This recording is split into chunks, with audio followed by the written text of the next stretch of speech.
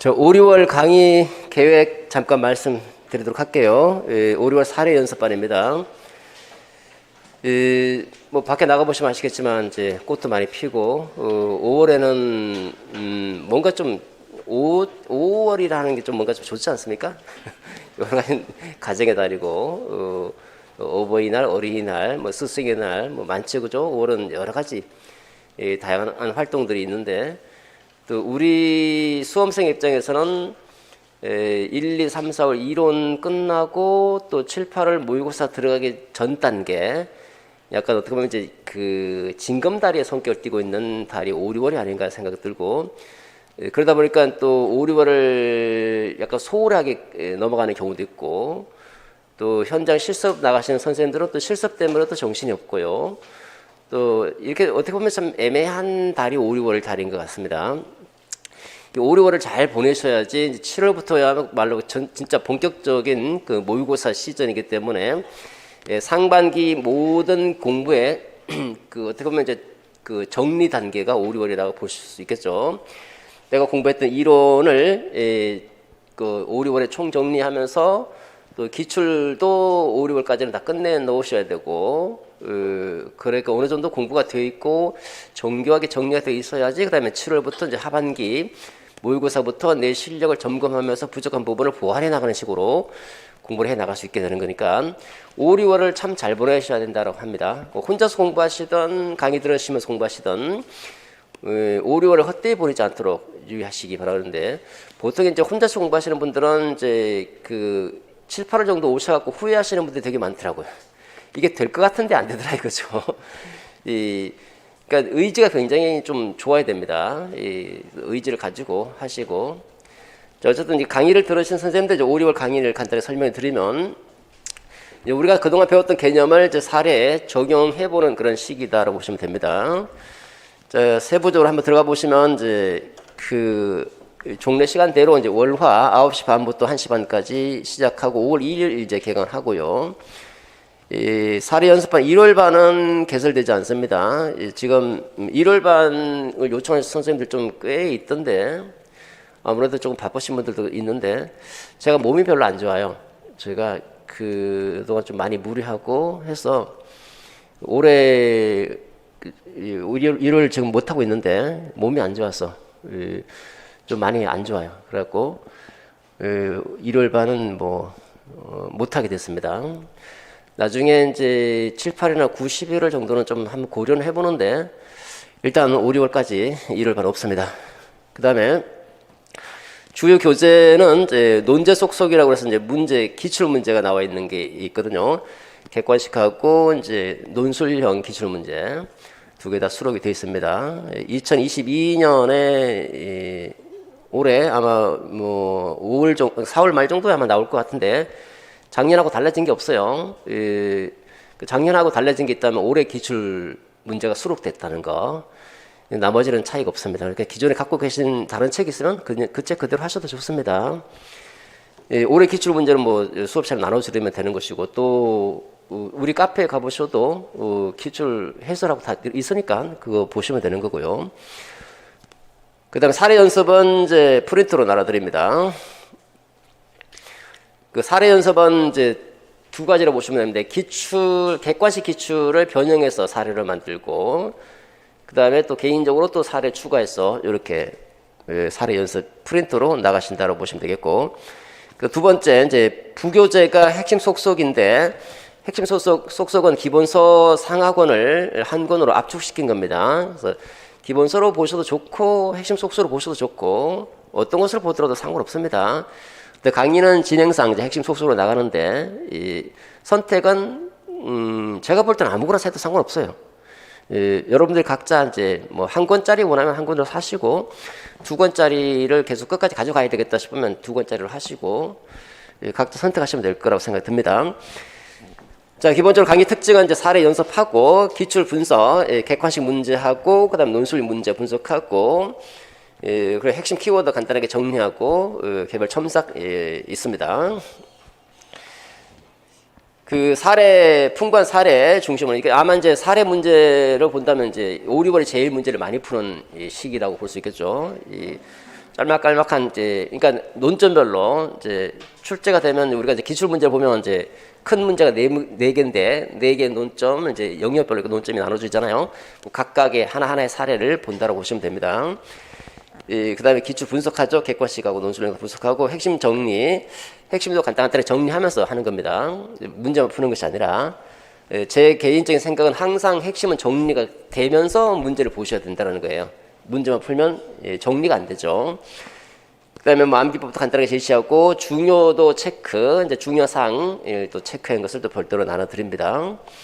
그리고 개별 첨삭 2번 합니다. 2번 지금 내용 첨삭 하나 하고 점수 첨삭 하나 이렇게 2번째 이렇게 나눠서 합니다. 첨삭을 많이 해드리고 싶어도 여력이 없어요. 지금 또 인강 첨삭 됐죠. 2번째 첨삭이 조금 밀려 있는 상태고, 그 다음에 또 질문 답변도 좀 많이 밀려 있어요. 질문 답변 해드려야 되는데 좀 병원도 좀 쫓아다니고 왔다 갔다 하다 보니까 시간도 좀 안 나오고 그래갖고 질문이 조금 많이 밀려 있어요. 어쨌든 그러다 보니까 이제 마음 같아서는 많이 해드리고 싶어도 여기가 여유가 없더라고요.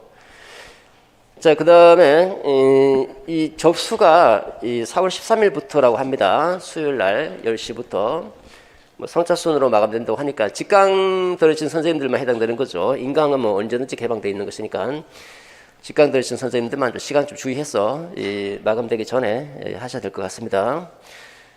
자, 그 다음 세부 사항은 한번 읽어보시면 될 것 같고요. 자, 먼저 이제 사례 연습할 가장 중요한 것은요, 사례를 통해서 내가 개념을 제대로 이해하고 있는지, 잘 적용할 수 있는지, 그런 부분을 완성시켜 나간다는 것이 가장 오리월의 중요한 부분이라고 볼 수 있습니다. 지금은 옛날하고 조금씩 달라져서 문제가 개념을 정교하게 이해하고 이해한 것을 사례에 잘 적용시키고 활용할 수 있는지, 또 개념을 오픈형에 맞춰서 적절하게 활용할 수 있는지, 그리고 개념의 이해와 적용과 활용을 요구하고 있는 그 추세이다 보니까 오리월은 아무래도 이런 부분에서는 좀 중요한 강의가 아닐까 생각해 봅니다. 자, 첫 번째 포인트 1, 사례 연습하고 내용 정리합니다. 그러니까 이제 내용을 간단하게 정리한 다음에 그 다음에 사례 이제 적용시켜 보는 거죠. 그 7, 8월부터는 문제부터 풉니다. 7, 8월은 이제 7, 8월 하고 91월은 그야말로 모의고사 시절이거든요. 7, 8월은 영역별로 모의고사를 보니까 예컨대 첫째 주는 교육과정 영역, 그 교육과정을 미리 공부해 와서 시험장에서 교육과정 파트만 본다 이렇게 보시면 돼요. 한 세트로 실제 시험처럼 한 세트로 구성된 시험지를 가지고 교육과정 미리 푸는 거예요. 그리고 정리는 뒤에 합니다. 그러니까 미리 공부하고 와야 돼. 7, 8월부터는 연습해 와야 돼요. 5, 6월까지는 이제 함께 정리하고 그 다음에 이제 문제 푸는데 그렇기 때문에 복습 중심으로 하셔도 크게 문제는 없을 것 같은데, 시험 보는 이 사례 간단한 거 한번 생각해보고 넘어가야 되니까 생각할 시간을 조금씩 드립니다. 조금씩 드리고 한번 생각해보고 넘어가고 이렇게 하는 식으로 진행이 될 것이고, 두 번째 기출 분석이죠. 객관식 보면 이제 객관식에 나와 있는 그런 용어 같은 거, 아무래도 이제 객관식에 나온 문제는 공식화된 것이니까 공식적으로 사용되는 용어들을 확인해 볼 수 있고, 또 어떤 것이 이제 중요하고 덜 중요한지도 분간이 가능하고, 논술 시험 문제도 이제 마찬가지로 논술 시험 문제를 놓고 이제 논술 시험의 어떤 유형이라든지 그 형태, 그리고 경향성 이런 것들도 파악할 수 있을 겁니다. 세 번째, 논점별 모범 답안. 이제 모범 답안을 쭉 드립니다. 모범 답안은 우리 교재에 있습니다. 교재 논점별로 이제 모범 답안만 모아놓은 거예요. 논제 속에 있어요. 그걸 토대로 해서 이제 이렇게 답안을 쓰는구나라는 것을 이제 모델링 할 수 있을 거라고 생각이 듭니다. 자, 그 다음에 이제 하나씩 세부적으로 보시면 첫 번째 사례 연습입니다. 이런 식으로 우리가 1, 2월, 3, 4월에 했던 형태로 사례 연습이다라고 보시면 돼요. 이렇게 이제 하나의 논점 중심으로 이제 사례를 이제 풀게 되는 거죠. 첫 번째 하이니어 슈어 모형에 근거해서 이건 이제 사례를 이제 분석하는 거죠. 왜 학업 성취도가 낮은지, 어떻게 해결해야 될 것인지, 인지 부화 이론과 관련된 복합적 인지 기능의 학습에서 교수 설계를 하려면 어떤 설계를 고려해야 될 것인지, 그 다음에 두 번째, 잠재적 교육과정, 이 김교사의 견해와 관련된 잠재적 교육과정이 어떤 개념이고, 이 교육과정의 문제점이 뭔지 찾아내고, 8번 같은 경우는 이제 기출이 됐었죠, 그죠? 이미 스나이더 등이 제시한 이 5, 6월에 했던 것도 작년도 그렇고요. 5, 6월에 했던 내용들 거의 다 대부분 다 이제 기출 나옵니다. 물론 이제 직접적으로 우리가 연습해 보는 것은 이제 이 7, 8월부터 이제 연습하겠지만요. 간단하게 사례를 통해서 이제 살펴볼 것입니다. 그 다음에 두 번째, 기출 분석입니다. 객관식을 보시면 이제 객관식 문제를 가지고 보는데, 교육과정 내용 선정과 조직 원리에서 수평적 내용 조직의 특징을 가장 잘 보여주는 것은 이렇게 됐죠. 수평적 내용 조직의 특징인데, 그 내용 조직의 원리와 관련되는 것인데, 수평적인 것과 수직적인 것이 있는데 수평적이냐 수직적이냐 이게 별로 중요한 게 아니에요. 논술에서는 수평적 내용 조직의 원리를 써라 이렇게 안 물어보죠. 내용 조직의 원리를 서술하라 이렇게 물어보지. 어쨌든 수평적 내용 조직과 관련된 게 대표적인 게 계속성, 계열성, 통합성, 계속성, 계열성, 통합성이죠, 그죠? 쭉 읽어보면 4번 문제 보면 긴밀히 관련지어서 조직한다라고 되잖아요. 조직. 그러니까 내용 선정이 아니라 내용 조직의 원리이고 조직의 방식이 관련지어서 그래서 과학교과와 기술가정교과 둘을 긴밀히 관련지어서 조직한다.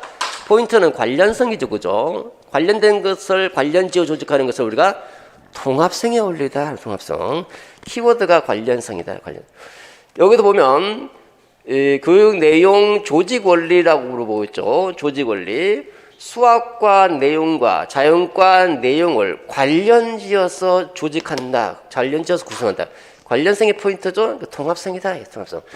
이렇게 키워드가 있는 키워드가 이런 걸 통해서 이제 객관식을 통해서 이게 중요한 키워드가 이런 것이었구나 다시 한번 확인하게 될 것이고 그리고 또 이렇게 보면 여기서 이제 그 조직 원리라고 하는 것이 이제 출제됐고 뭐 수업 시간에도 말씀드렸지만 조직 원리가 중요한 논점이구나라는 것을 알 수 있게 되는 거예요. 이미 뭐 출제된 거지만 다음 보시면 두 번째. 자, 여기도 이제 그 백오더 설계 모형이죠. 나번을 보시면 백오더 방식으로 설계하는 것이 적절하다 해서 백오더 설계 모형이 나와 있고 백오더 설계 모형의 위긴스와 맥타이의 백오더 설계에서 학교 교육의 목표가 되는 6가지 이해 가장 낮은 수준부터 가장 높은 수준으로 바르게 짝지은 거라고 되어 있는데 이 12 객관식 중등이 논술이 그 객관식 중등 시험이었죠. 그러니까 백오더 설계면서 제가 강조했던 것을 이해가 중요하다고 그랬잖아요. 그죠? 영속적 이해입니다. 영속적 이해 6개가 있죠. 설명, 해석, 적용, 관점, 공감, 자기지식, 설회접관, 공자. 이 6가지를 잘 알고 있어야 된다는 거예요. 왜냐하면 객관식에서 나와 있거든요. 또 이게 중요한 거예요. 사실은. 중요하고 객관식을 통해서 한번 확인해 보는 거죠. 우리는 그냥. 그리고 백오더 설계 방식을 가장 잘 설명하는 거. 백오더 설계 방식은 3가지 관점으로 진행이 되죠. 목표 설정하고 평가 계획 세우고 수업 활동 계획 순으로 이렇게 일반적인 용어로 설명할 수 있고 위긴스의 명칭을 사용할 수 있죠. 위긴스와 맥타이가 제시하고 있는 명칭은 바수학, 바라는 결과의 확인, 수용 가능한 증거의 결정, 학습 경험과 수업 계획 이렇게 단순히 일반적인 용어로 쓸 수도 있고 바수학으로 쓸 수 있죠. 이렇게 해서 전체 한번 개괄해보고 전체적으로 백오더 설계가 중요하고 그 중에서도 이해가 중요하다는 것을 확인하게 될 것입니다. 이렇게 이제 객관식 기출을 통해서 어떤 부분이 중요하고 또 기출을 통해서 또 공식화된 지식도 한번 살펴보게 되고 한번 문제도 한번 풀어보게 되는데 공부를 해보시면 아시겠지만 객관식 기출은 진짜 쉬워요. 진짜 그냥 일 하나 푸는데 몇 초도 안 걸리죠. 공부가 되면. 그 다음에 두 번째, 포인트 세 번째입니다. 논점별 모범 답안 모델링인데, 요거는 논점별로 이제 이렇게 단독 과제 형태로 돼서 간단하게 한 번씩 정리해 보는 거예요. 이 부분은 제가 특별히 따로 설명은 안 드리고, 논제 속속 보면 교재 뒤편에 다 나와 있습니다.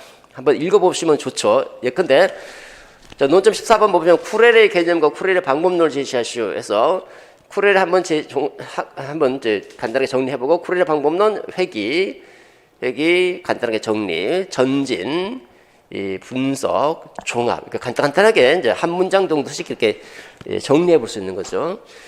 그러니까 이렇게 정리가 되니까 사람들이 이제 이거를 외우시려고 하는 분들이 있더라고요. 저는 이거 별로 추천하지 않아요. 이거 외우는 거는 이거 그대로 어떻게 외웁니까? 근데 이것만 갖다 놓고 이제 계속 외우시는 분들이 있는데 이 많은 양을 한꺼번에 다 외운다는 것은 어떻게 보면 좀 굉장히 어려운 일이 불가능한 일인 것 같기도 하고 개인적으로 생각으로는 간단하게 키워드만 몇 개 알아두고 내 말로 풀어서 말하는 게 제일 좋습니다. 우리는 이거는 그냥 모델링하는 형태로 이렇게 답안을 쓸 수 있구나 참고하는 형태로만 보고 한번 좀 읽어보고 넘어갈 것이지 굳이 외우고 할 필요는 없다. 개인적인 생각이에요. 자, 이런 식으로도 이제 마찬가지죠. 일반적 원칙을 제시하시오. 중일적, 중요성의 원칙, 일관성의 원칙, 적합성의 원칙 딱딱 한 문장 정도씩 쓰는 겁니다. 이렇게. 자, 그 다음에 만점 디딤돌. 일단 우리가 기본 이론 3, 4월 심화 이론이 끝납니다. 3, 4월까지. 그 다음에 이제 5, 6월에 이제 개념을 적용시켜 나가는 거죠. 좀 더 정교하게 정리하고 실제 사례에 적용시키면서 적용을 높이는 거. 이게 되면 그 다음에 7, 8월부터 이제 모의고사 시전 들어갑니다. 그러니까 이론을 이 5, 6월 시전은 이론의 정리 플러스 사례 적용까지 같이 되어 있어야 되고 기출 문제도 어느 정도 공부가 되어 있어야 됩니다. 그리고 이제 모의고사부터는 7, 8월부터는 진짜 뭔가 새로운 걸 하기보다는 내가 했던 거를 조금 더 부족한 부분을 모의고사를 통해서 좀 발견하고 보완시켜 나가는 과정이고 결국은 모든 공부의 끝은 여기서 끝난다고 보시면 돼요. 5, 6월까지.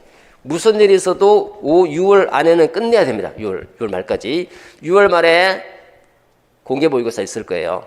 공개 모의고사가 바로 여러분들이 임용시험 날이다라고 생각하시고 6월 말 공개 시험 볼 때 임용시험장에 들어간다라고 생각하시고 어느 정도 정리가 끝나야 됩니다. 그러면 이제 7월부터 이제 모의고사를 이제 보게 되죠. 그리고 이제 수석 합격.